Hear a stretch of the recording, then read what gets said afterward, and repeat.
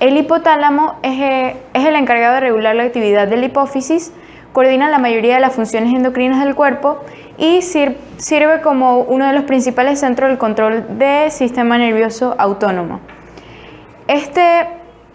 El hipotálamo, aparte de esto, regula la presión arterial, la temperatura y peso corporal y el apetito. Se encarga de sintetizar oxitocina y ADH. Además de estos, las neuronas secretan polipéptidos que se acumulan en las terminaciones nerviosas cercanas a la eminencia mediana y el tallo infundibular.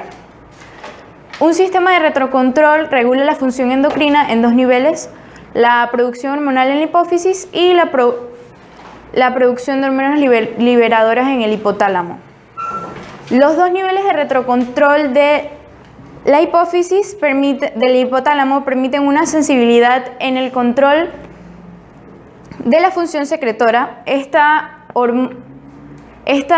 producción hormonal regula, puesto que esta proporciona un mecanismo regulador por el cual la información general del sistema nervioso contribuye a la regulación del lóbulo anterior de la hipófisis y en consecuencia se encarga de regular todo el sistema endocrino. Un ejemplo de este circuito de retrocontrol es el hipotálamo, hipófisis, tiroides.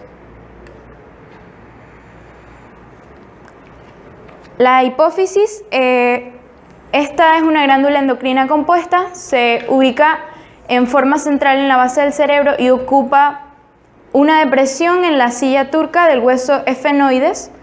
Este pesa alrededor de 0,5 gramos en los hombres y 1,5 gramos en mujeres multíparas.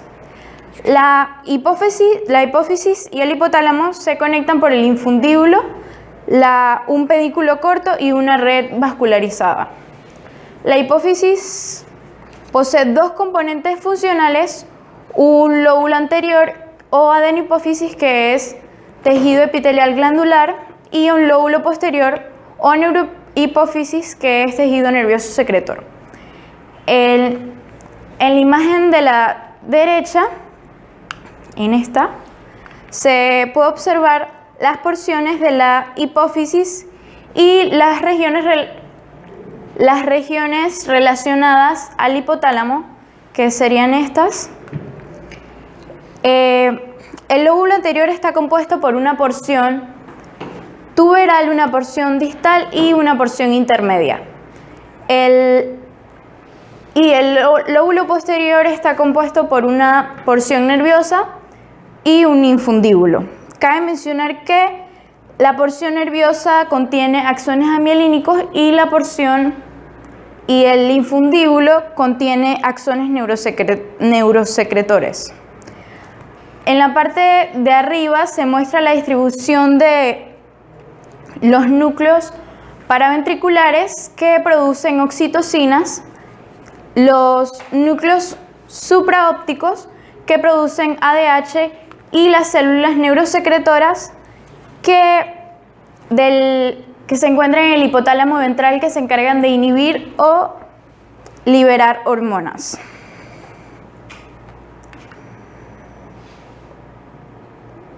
Respecto a la irrigación y la inervación de la hipófisis, la hipófisis se encuentra irrigada por dos grupos de vasos: las arterias hipofisiarias superiores, que irrigan la porción tuberal, la eminencia media y el tallo infundibular.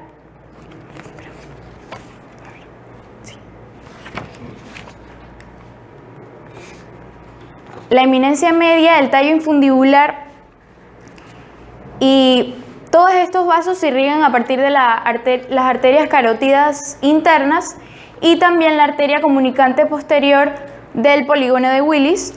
Respecto a las arterias hipofisiarias inferiores, el otro grupo de vasos, estos irrigan principalmente lo que es la porción nerviosa, se originan exclusivamente de las arterias carótidas internas. Una observación importante funcional es que la mayor parte del lóbulo anterior de la hipófisis no posee una irrigación arterial directa. Respecto a la inervación, los nervios que ingresan en el tallo infundibular y la porción nerviosa desde los núcleos hipotalámicos son componentes del lóbulo posterior de la hipófisis. También cabe destacar que en la irrigación la mayor parte de la sangre de la hipófisis se drena a partir del seno cavernoso y luego se va a la circulación sistemática por las venas yugulares internas. Los nervios que ingresan al lóbulo anterior de la hipófisis son fibras postganglionares. Ambos nervios de la porción del lóbulo posterior y del lóbulo anterior cumplen con una función vasomotora.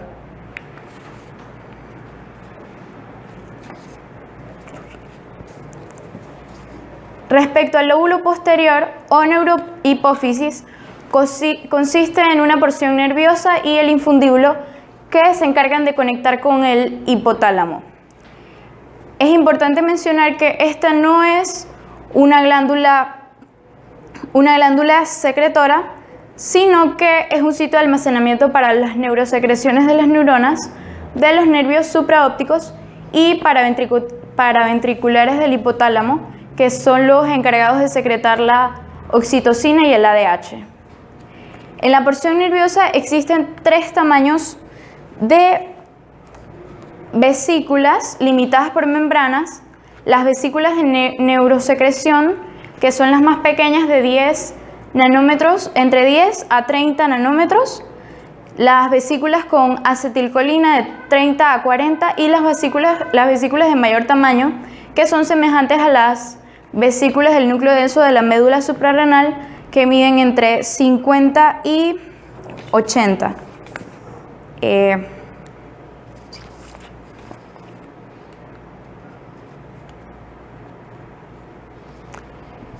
Ahora les voy a hablar sobre una patología, el déficit de la hormona del crecimiento o GH en adultos. La GH también se sustituye en adultos como una producción insuficiente, ya que no únicamente está involucrada en el crecimiento. Sus síntomas y signos implican una composición corporal alterada, una menor masa muscular, mayor cantidad de grasa, la capacidad para el ejercicio es menor. También existe un gran riesgo para padecer enfermedades cardiovasculares, lo que puede disminuir la calidad de vida, y una mayor tendencia a la osteoporosis. Tanto en adultos como menores, el tratamiento para este padecimiento es la inyección de la hormona GH. Algunas causas más frecuentes son los tumores, los traumatismos cráneoencefálicos, enfermedades granulomatosas en el área del hipotálamo hipofisiario, cirugías craneales y radioterapia. Normalmente la disminución de la secreción de esta hormona del crecimiento es reversible y se normaliza cuando desaparece el factor que lo causa. Tanto para adultos como para menores, como ya lo mencioné, es el mismo tratamiento, pero también se utilizan para enfermedades como el síndrome de Turner, que afecta el desarrollo principalmente en niñas, el síndrome de Prader, pacientes con enfermedad renal crónica y casos de VIH, ya que le permite preservar la masa muscular del paciente. En el lóbulo anterior de la hipófisis, o también conocida adenohipófisis, es la que regula las glándulas endocrinas y también algunos tejidos no endocrinos. La mayor parte del lóbulo anterior de la hipófisis posee una organización típica del tejido endocrino. Las hormonas del lóbulo anterior son 4 y son la hormona adrenocorticotrófica o ACTH. También está la hormona estimulante o tirostrófica, o también conocida como TSH. Está la hormona folicoestimulante, FSH, y la hormona luteinizante. Reciben el nombre de hormonas tróficas debido a que regulan la actividad de las células en otras glándulas endocrinas a lo largo del cuerpo, pero también resta 2 células más, que es la de crecimiento y la prolactina, que no pertenecen al grupo de los tróficos, porque actúan de forma directa sobre órganos que no son endocrinos.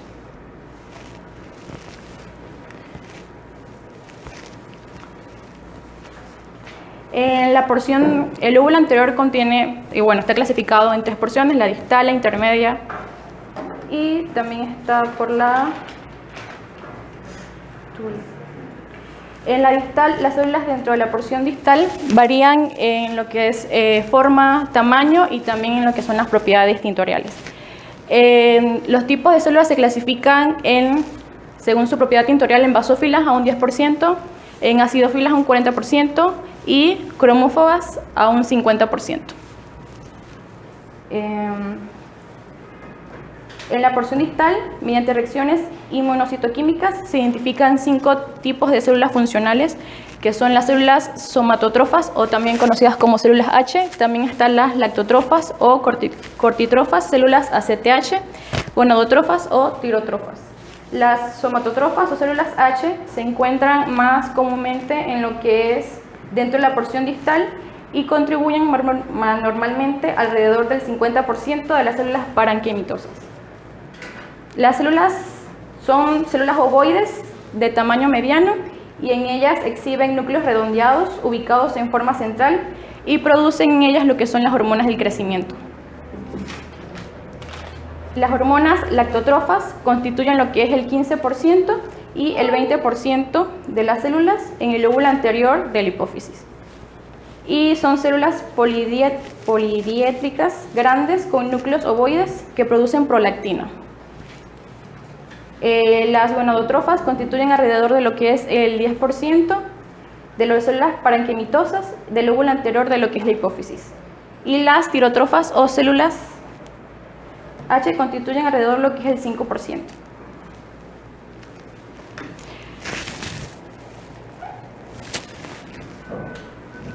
En la porción intermedia hay células parenquimitosas de la porción intermedia que rodean los folículos, y esos folículos están llenos de coloides.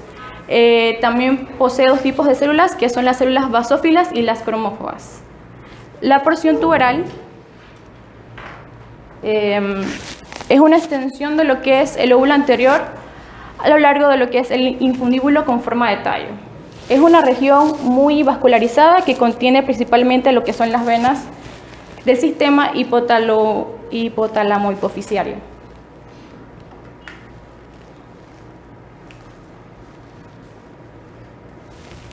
Las hormonas del lóbulo posterior de la hipófisis, la neurohipófisis, contiene 2, que es la oxitocina y la hormona antidiurética o ADH. Lo que es la hormona oxitocina estimula lo que es la actividad de las células contráctiles y también lo que son las glándulas las glándulas mamarias, con lo que es la producción de leche. También son promotores del músculo liso, y la hormona antidiurética o ADH reduce lo que es el volumen de orina al aumentar lo que es la reabsorción y incrementa lo que es su presión arterial del riñón, estimulando concentraciones de las células musculares en la pared de las arteriolas también.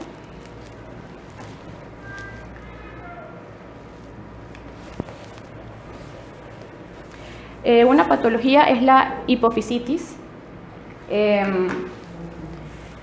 que constituye lo que es un conjunto de lesiones inflamatorias y afectan principalmente a lo que es la glándula hipofisiaria y también afectan lo que es el tallo hipofisiario.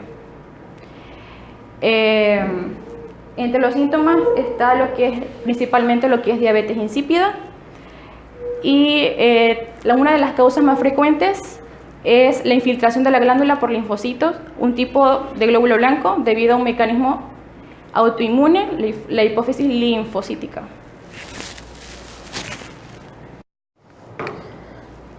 El sistema neuroendocrino difuso. El concepto del sistema neuroendocrino difuso tuvo origen por Pfister, que lo describió como células más bien pálidas, diseminadas en tejidos no endocrinos y particularmente en las células del aparato digestivo.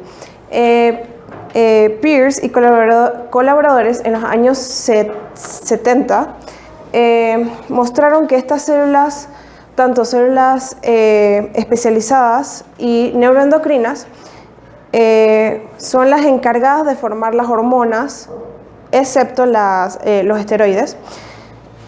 Pierce y Pollack las denominaron células APUT, de sus siglas en inglés, que en español significa absorción y descarboxilación de las precursores aminas. Estas células tienden a ser argirófilas, que absorben plata, y algunas también tienden a ser argentáfinas, que reducen la plata. Ellos comparten marcadores que son los neuropéptidos y cromogeninas,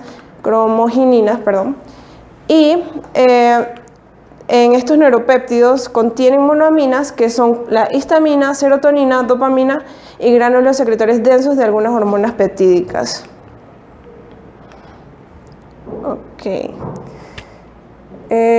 Los productos secretores tienden a ser hormonas, factores paracrinos y factores autocrinos. Son hormonas si actúan diseminándose a través de la circulación sanguínea. Factores paracrinos influyen a través de los líquidos tisular y del compartimiento intercelular. Y factores autocrinos si actúan con sobre la propia célula que elabora la secreción. Al principio se estudió en el intestino y luego fueron actualizándose y elaborando más estudios y se dieron cuenta que estaba en el hipotálamo, regiones del sistema nervioso central, glándula pineal, la tiroides, suprarrenales, placenta, páncreas, aparato respiratorio, aparato urogenital, piel, cuerpo carotidio y los ganglios simpáticos. Esto nos da una idea de la extensión de estas por todo el organismo. Una patología serían los tumores carcinoides. Este término de tumor carcinoide se utiliza comúnmente hoy en día y se refiere a un tumor derivado de las células enterocromafines, que son las células neuroendocrinas en el sistema gastrointestinal. Los tumores neuroendocrinos pancreáticos también son conocidos como tumores de las células de islotes pancreáticos. Son de otra categoría importante de los tumores neuroendocrinos. Estos dan a lo que son las secreciones de la insulina, somatostina y glucagón. Los tumores neuroendocrinos aparecen como masas sólidas que suelen tener un aspecto amarillento. Bajo el microscopio, los tumores neuroendocrinos se componen de células redondas u ovoides con un citoplasma granular y núcleos que tienen una apariencia de salpimienta. Y estas células a menudo forman nidos que pueden formar tanto folículos o glandulares, pequeños glandulares. Los tumores neuroendocrinos también pueden ser evaluados para determinar si producen proteínas o marcadores, como los mencioné en las anteriores, y es una técnica a la que se le llama inmunohistoquímica.